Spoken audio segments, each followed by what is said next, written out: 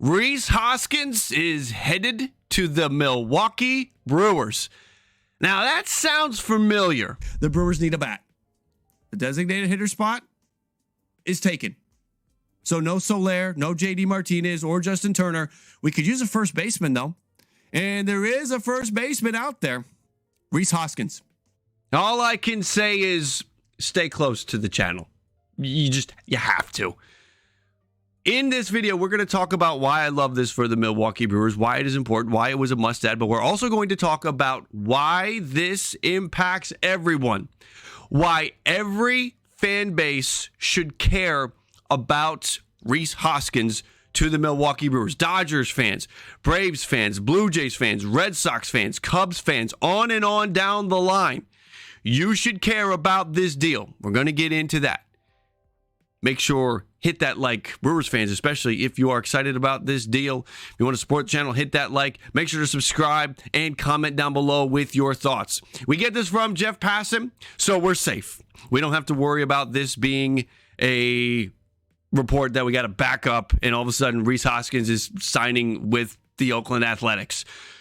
Hoskins and the Brewers are finalizing a 2-year deal for $34 million with an opt-out. So he's getting the Cody Bellinger deal from last year where he can go out there, prove that he still got it, then opt out and enter the free agent market. So we have Rhys Hoskins getting the deal to prove it to Major League Baseball that he can still do his thing and then go get the multi-year contract. How this looks for the Milwaukee Brewers, I love it. Adding Rhys Hoskins to this lineup, putting him in the middle there is a great thing. Mitchell, Churio, Turang, if they all hit in 2024, then you have a lineup that goes 1 through 8 and bangs. And that's the goal. That's what I'm looking at when I'm analyzing rosters and lineups. How deep does your lineup go? And this Brewers lineup, at the very least, I believe will go 1 through 6. It has the potential to go 1 through 8, and that's dangerous. Now, what do we expect from Rhys Hoskins in 2024? Well, here's a projection from Fangraphs, and we got 30 home runs. We got a 467 slug. We got a 343 WOBA. I like these numbers. Fangraphs has given us a bounce-back season from Rhys Hoskins. And the Brewers need that because they need to score more runs. They were 17th in Major League Baseball last year. They need to slug more. They were 25th in Major League Baseball last year. So this helps with two areas of the team that was certainly high up there on the needs.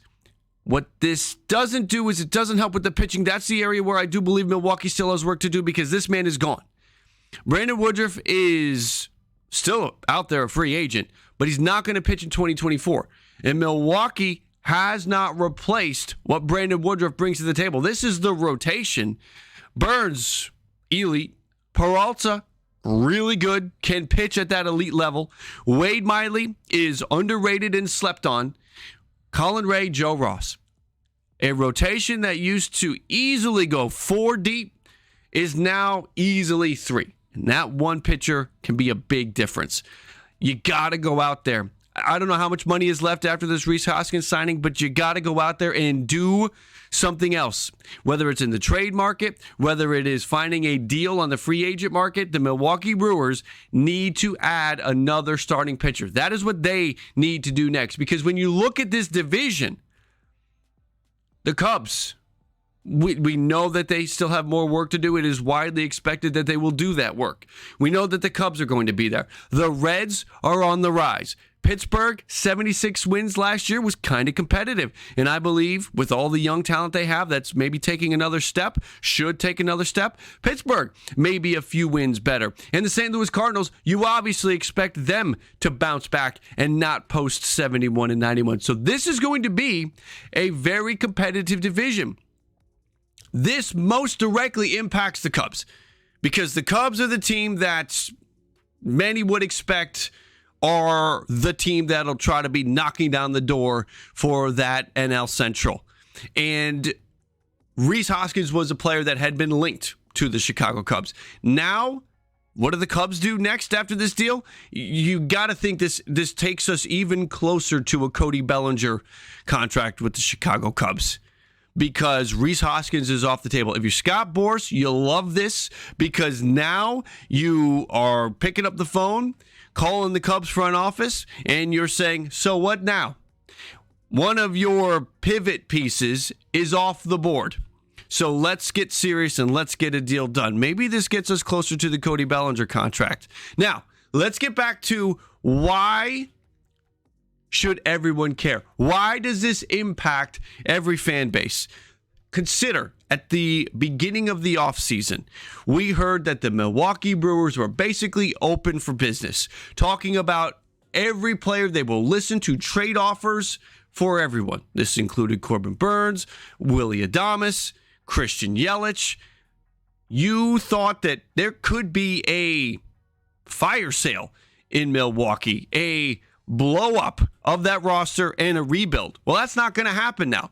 Rhys Hoskins signals that the Brewers are going for it in 2024. There is no step back. So if you had your eye on any of the players on this list, Dodgers fans, Red Sox fans for Burnes, Mets fans for Peralta, Willy Adames, Blue Jay fans, Devin Williams, half the teams in the league, Christian Yelich, Blue Jay fans. If you had Blue Jay fans that have wrapped their head around, yeah, I'll take Christian Yelich if Milwaukee's willing to pay some of that salary. All of these players, forget about it. Not going to happen now because Milwaukee is going to be competing in 2024.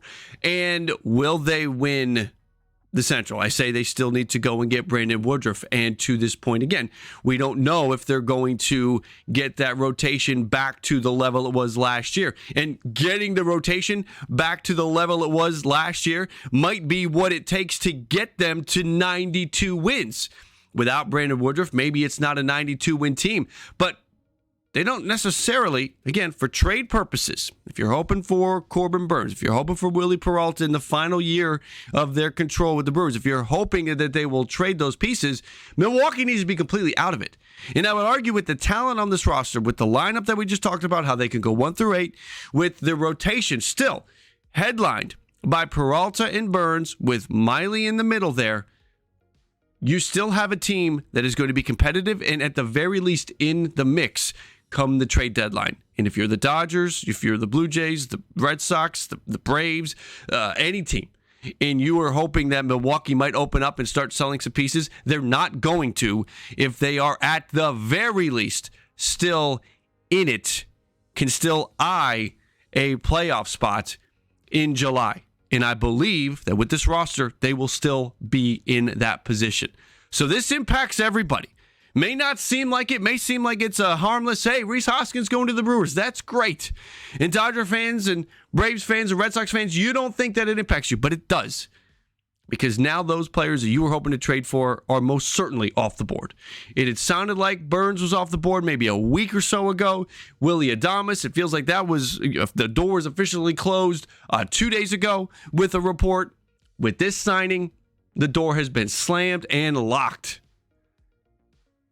I love it for the Brewers. Again, at the end of all of this, I love this for the Milwaukee Brewers. Still looking to win, looking to compete, adding talent to your team. Cubs better get to work. Cubs better get to work. That's it for this one, everybody. Comment down below with your thoughts. What do you think about Rhys Hoskins headed to the Milwaukee Brewers? If you haven't yet, make sure to subscribe. And if you haven't, make sure to hit that like on the way out. Do appreciate your support, everybody. Ballcap Nation, I salute you. Remember, if it's low, let it go. And if it's high, let it fly. I'll catch you next time.